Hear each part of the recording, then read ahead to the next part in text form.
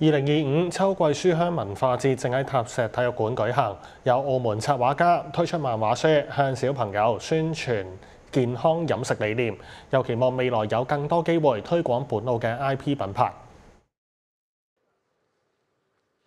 2025秋季書香文化節有多場新書發佈會，本澳插畫家葉倩文以4種營養素為主角創作葉綠素空間之美妙貓餐館2，希望透過漫畫書，等小朋友以輕鬆嘅方式認識到有關食物嘅營養知識，推廣健康飲食嘅生活理念。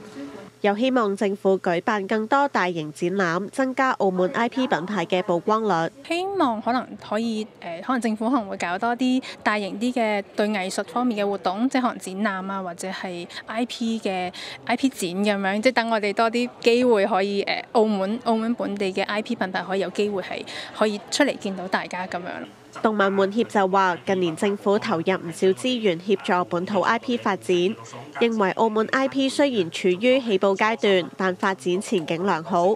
期望未來可以喺更多商業聯乘或者主題活動上見到澳門 IP 嘅身影。澳廣視記者葉朗婷報道。